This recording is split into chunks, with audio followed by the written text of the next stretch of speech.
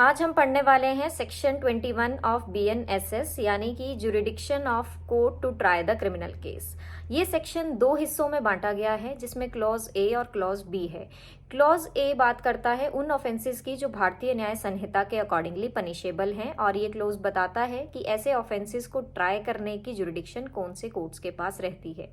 Clause B बात करता है स्पेशल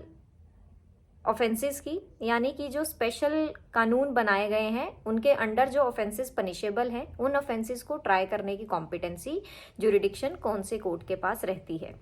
तो क्लॉज ए में पढ़ रही हूँ, any offence under the Bharatiya Nyaya Sanhita 2023 may be tried by the high court और द कोर्ट ऑफ सेशन और any other court by which such offence is shown in the first schedule to be triable. यहाँ पर concurrent jurisdiction की बात की जा रही है।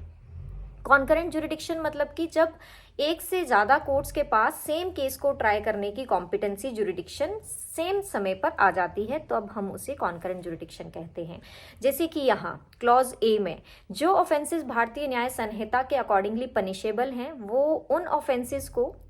हाई कोर्ट भी ट्राई कर सकता है, कोर्ट ऑफ सेशन भी ट्राई कर सकता है और वो कोर्ट जो BNSS के फर्स्ट शेड्यूल में मेंशन की गई है वो कोर्ट भी ट्राई कर सकती है।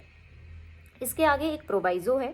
Provided that any offence under section 64 so and so of the Bharatiya Nyaya Sanhita 2023 shall be tried as far as practicable by the court presided over by a woman. अब ये प्रोवाइजो जो है ये गाइडलाइंस दी गई थी Gurmeet Singh versus state of Punjab 1994 के case में supreme court के द्वारा, और ये कहा गया था कि जो ऑफेंसेस वुमन के अगेंस्ट ऐसे ऑफेंसेस हैं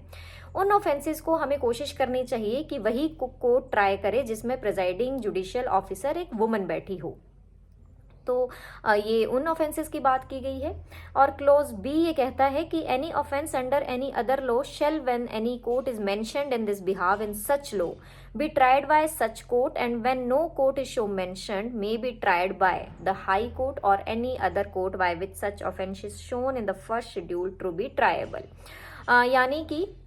जब कोई स्पेशल लॉ बनाया गया है जैसे कि NDPS एक्ट, उसमें कुछ सर्टेन ऑफेंसेस जो हैं वो पनिशेबल हैं, तो यदि उस स्पेशल लॉ में मेंशन किया गया है कि कौन सी कोर्ट इस ऑफेंस को ट्राई करेगी तो हमें उस कोर्ट के पास ही जाना चाहिए। और यदि वो कानून साइलेंट है इस बात पर कि कौन सी कोर्ट इस ऑफेंस को ट्राई करने वाली है तो फिर